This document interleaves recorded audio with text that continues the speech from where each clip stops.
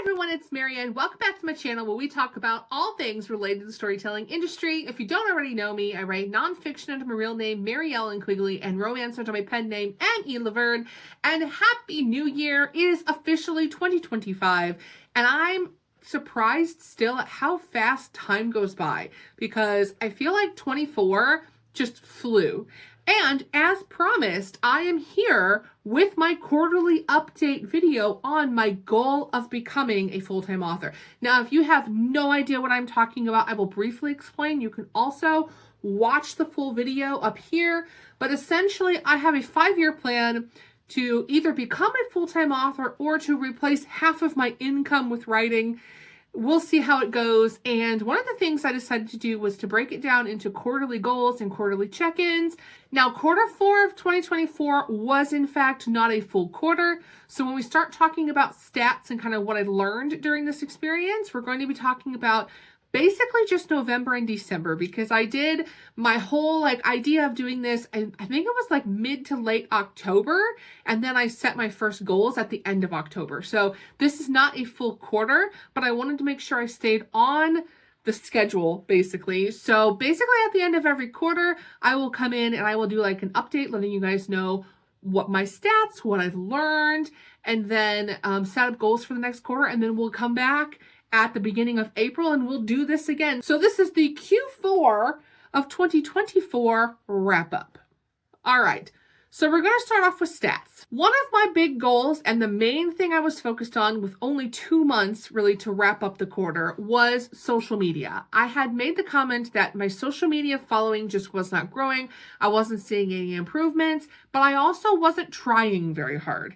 And so I made the goal of posting to social media every single day for all of November and December. Now, I will tell you that I did not do this. I did really well, but I definitely missed a few days in the mix. And the biggest gap of time that I went without posting was around Thanksgiving into the beginning of December. And what happened was I hosted Thanksgiving this year and I had a house full of people. So I ended up losing basically the week leading up to Thanksgiving because I was prepping and going grocery shopping and doing all renting tables and chairs and doing all the things you do. Well, not tables, but I did rent chairs. And then the week after was sort of like recovery because we were finishing up budgets at work. I was trying to clean up from having all the people there. So basically, I thought I would have time to sit down and work on the December socials. Basically, that entire 2-week span was just not happening. So I ended up missing out on some posts during that time span, but I did finish the year strong and I posted every day in December after that. I came close to my goal of posting every day, but I did not hit that goal completely. So let's talk about statistics. I will try my best in editing to put the numbers so you guys can see what I'm talking about. All right, so some terminology before we get started, because these are things I did not know until I started looking at these things online. So the follower count, that should make sense, right? Your followers is how many people are following you. You also have your reach and your views. Your reach and your views are different. So the reach is how many people that are not following you saw your content, okay? And then you have your views. Your views is how many people just in total, like the total number. They could be following you, they could not be following you. It's just your total number of views. So when I talk about reach and views, that's going to make a lot of sense. And I'm only going to break that down really for Instagram, but just so you guys know what the difference is. And then the interactions for me, interactions I did if they liked it, if they shared it, if they commented on it, if they interacted, if they interacted at all, if they clicked on it to do something, okay, then I consider that an interaction. I just group them into one number. All right, here are the stats. So the first one I'm going to start with, and this, I don't think this comes as a shock to people, but Facebook, as far as my author content goes, I'll be honest with you guys, it's dead. I have made absolutely no I don't know who has a good following on Facebook. I do not. And I don't really get any kind of interaction. No one follows me. It is very, very difficult for me to get any views or any interaction on Facebook. However, I have a ton of writers groups on Facebook, which is why I keep my Facebook page. I also do, like I said before, the Meta Business Suite, which is how I post all of my social media to like Instagram and stuff. So I don't want to get rid of my Facebook page, but I'll be real with you guys. Even posting every day. All right, here are the stats. I started off in the end of October when I took my stats. I had 13 followers. After posting almost every day, I have 17. That it did nothing. All right, my reach. These are the people that are not following me and saw my content. I went from 33 to 119. That's not bad, right? Like that's growth. And then people who interacted, I went from 1 interaction to 23 interactions.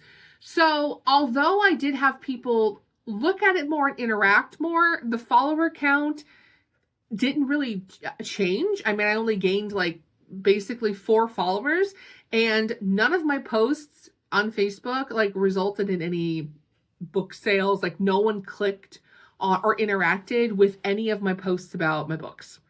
The ones that they interacted with were like the author memes and like the funny stuff, but nothing that is actual like book content. So that was kind of disappointing.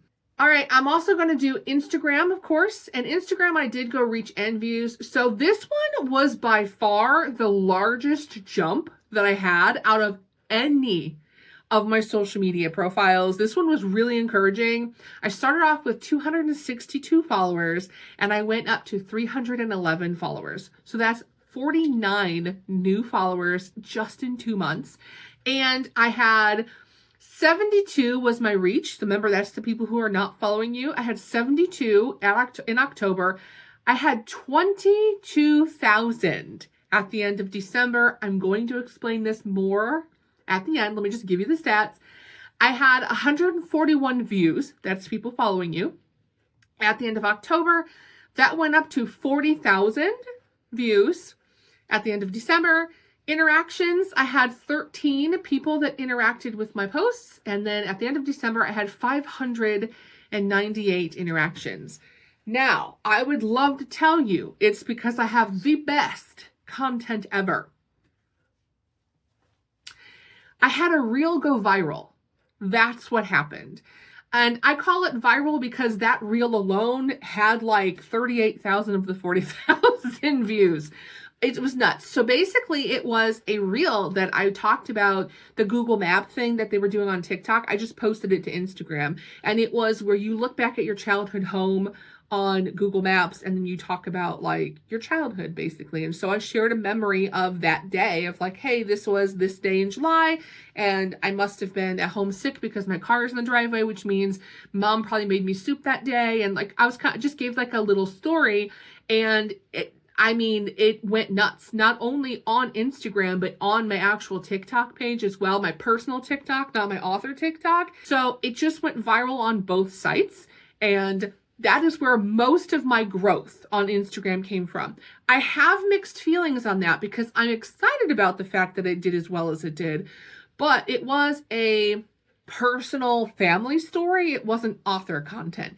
I guess that's still okay. And I'll talk about that more a little bit later when I'm talking about my goals for Q1, but it was interesting. So anyways, largest growth by far was my Instagram. TikTok, I'll be honest with you guys. I did a lot of TikToks in November and then I sort of fizzled out on TikTok. The reason why, and I'm just going to be flat honest with you guys, is because of the TikTok ban. I ended up putting a lot more of my focus on Instagram, which as we can see worked well for me, but I didn't. It's not that I don't want to post to TikTok. It's that I don't want to focus on growing a following that will basically could be gone in like, what, 2 weeks? Like basically 2 weeks, a little over 2 weeks. We could not have TikTok anymore. And if that happens, then I put all this energy into creating content that really isn't going to matter when we don't have TikTok. Now I'm hoping they save TikTok. So in the meantime, as I talk about my goals for Q1, I will talk about a TikTok or I'm calling it short form video strategy, because I'm going to make sure that whatever I would have created for TikTok, I also cross post into Instagram. Facebook has Reels, YouTube has shorts. Like, that's going to be kind of a short form strategy.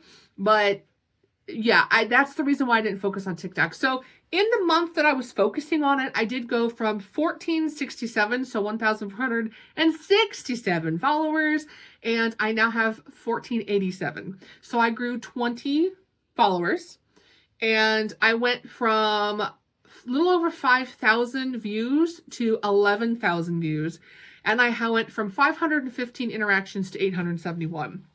So the thing is that TikTok, when you're doing it consistently, and it can even just be silly videos, it's easy to grow. I mean, every time I actually spend time focusing on TikTok, I easily grow followers, and I easily get like comments and likes and shares and all. To me, TikTok by far is the easiest platform to grow on. But we could be losing it in 2 weeks. So, you know what I mean? I'm trying to be careful where I spend my energy. And make sure that I'm kind of hitting multiple platforms, because I don't want to put all my eggs in one basket, as they say. And then last but not least was my YouTube channel. To be honest with you, I've said this before, I don't really have goals for YouTube. My goal is just to post consistently. But I started off with 292 subscribers. I went up to 302, so I grew 10. I had 248 views, like total views, and it went to 682. My watch time was 23.3 hours, and it went up to 62.1. I be honest with you, it's just because I was consistent.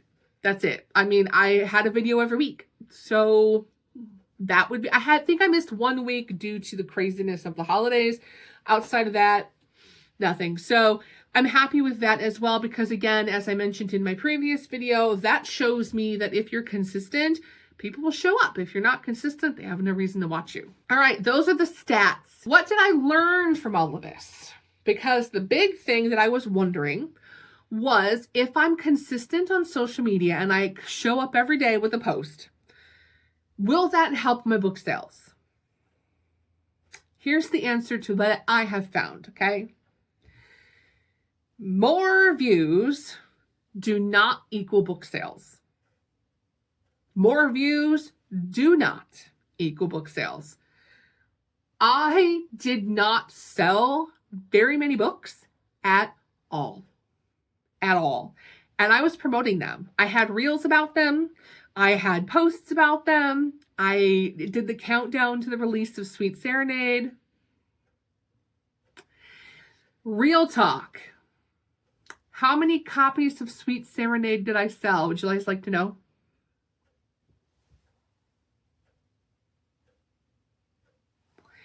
I have not sold 1 copy.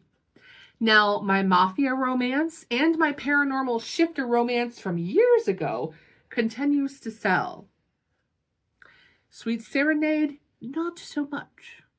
So maybe that's a sign that I need to stick to the grittier topics and not do the small town romance.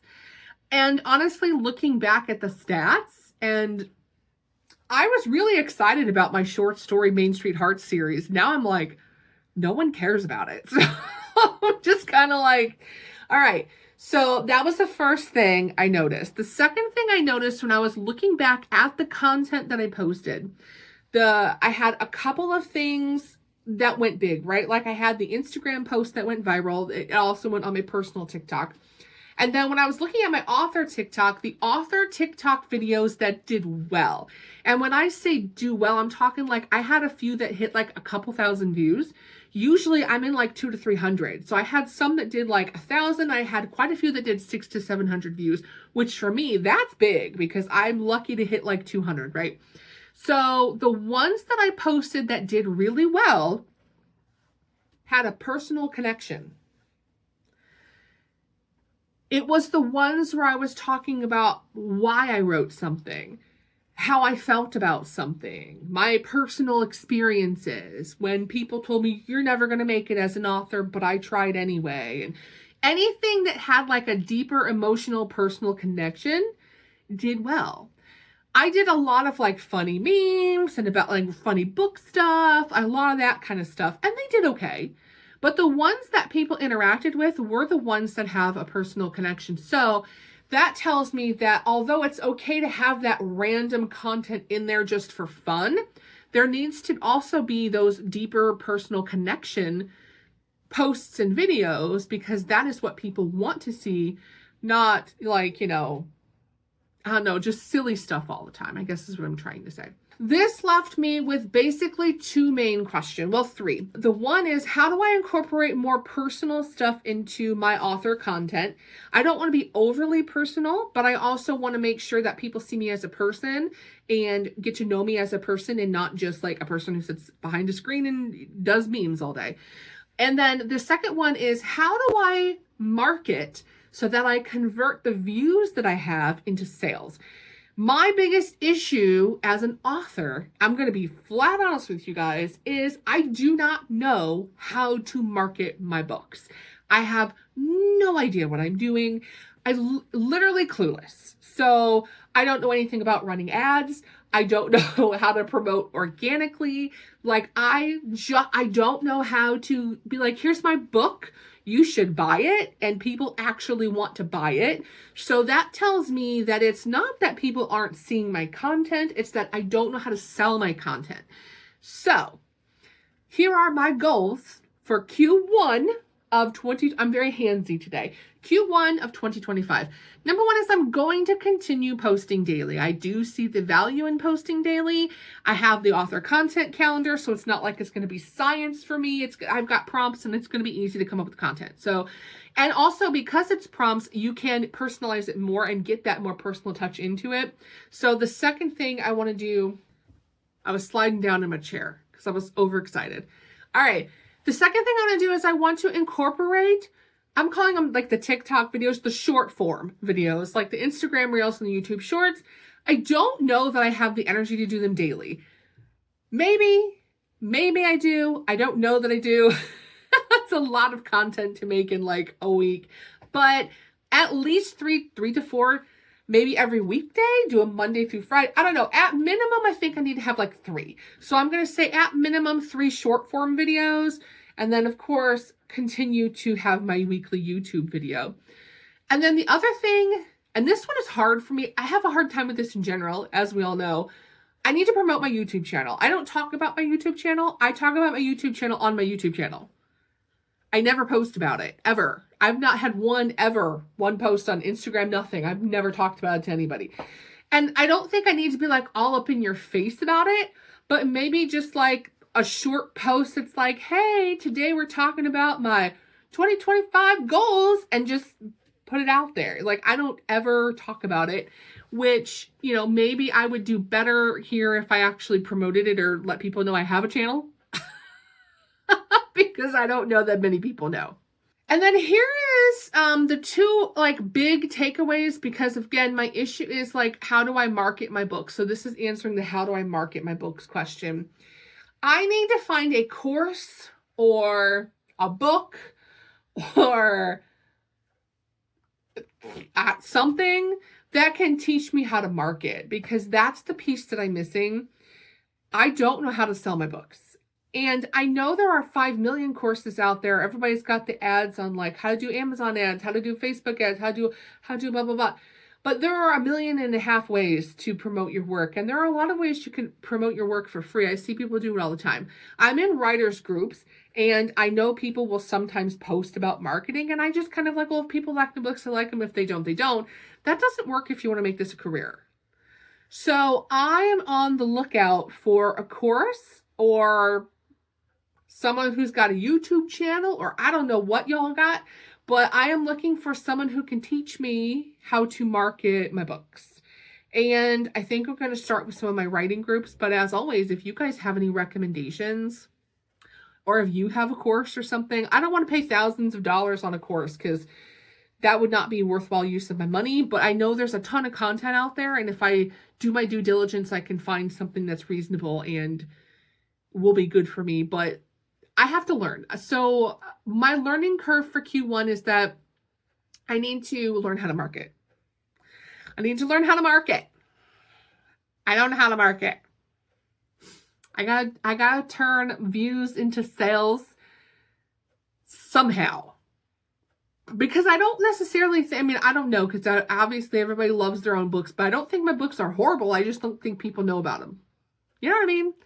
All right. And then the second thing is I need to start up my newsletter, because the whole TikTok ban taught me one important lesson. You need to have an email list, because at any point in time, we can have our social media yanked out from under our feet. You gotta have an email list, and I don't. I started one, sent out one newsletter, nobody signed up for it, and I was done. So another thing that I'm working on is, how do I get a newsletter list started, and how do I encourage people to join it? I know the most popular way of doing that is by offering freebies. So I am in the process of trying to come up with a couple of like freebie type things that would encourage someone to sign up for my newsletter. I will tell you that I am really questioning my release schedule for this year, my whole 7-book strategy. And here's what I'm questioning. When I brought up this, because I'll be honest with you guys, I get my royalties every month, and I look at the total, but I don't always break it down by book. And when I broke down the report to prep for this video, and I saw that Sweet Serenade did nothing, I am highly questioning releasing the next 3 books in that series. I feel like I need to pause it, learn how to market, and see if I can get something to sell. Because the good thing about releasing a book is it's always released, right? You can hold on, I'm gonna bang. Oh, it wasn't that loud. We're good. You can always market a book once it's released. You can always pop a new cover on it and remarket it, right? Like, nobody's gonna know. But I would like to research how to market the books and actually put effort into marketing it to see if I can get it to sell. Because if no one bought the first book, no one's going to care about the second book. They're just not going to. So I know that I am supposed to release Sweet Serenade in February. I think I'm going to not release it in February. I think that I'm going to just start working on the Mafia book, the second Mafia book, because that is what's selling, is my Mafia book and my paranormal romance. So rather than waste, even though the book is written, I mean, it's honestly, it's as simple as editing it and plopping it on Amazon. Like, it's written, but again, no one's buying the first book. So, you know what I mean? Like, I don't know if it's worth putting the time and effort into it and hiring an editor for something that the first book didn't even sell. Like, maybe I should just refocus on what is wrong with the current book 1 and how do I fix that so that people want to read it. And instead put my writing efforts and my editing hat and all of that into the Mafia book. So I'm thinking about that, and I'll let you guys know. But okay, so to wrap this up, because it was rambling, Q1 2025 goals. I think I said 2024 earlier because I just don't know what year it is. Anyway, continue posting daily. Number 2 is incorporate short form videos at least 3 times a week, maybe more. Number 3 is promote my YouTube channel. And number 4 is find a course that can teach me about sales and marketing. And number 5 is start up my newsletter again. So I have 5 goals. I will try to list those. These are my 5 goals for Q1 of 2025. And then we will come back here in April, like first week of April, and we will chat and we will see how things have gone. Because as I said before, this is great. I am very happy with the growth I made in 2 months. Like, that's huge for 2 months, right? But I didn't sell any books. So that does not get me any closer to becoming a full-time author. Gotta figure out how to sell books. Okay. So I know some of you guys are coming along this journey with me. Some of you are just here to watch me go along the journey. Let me know how you did in your couple months that you've been working on things. How did Q4 of 24 go for you? What are your goals for the first part of the year? What are your 2025 goals in general? Leave me a comment, like, share, subscribe, all the things. Otherwise, I will see you in the next video. Bye, guys.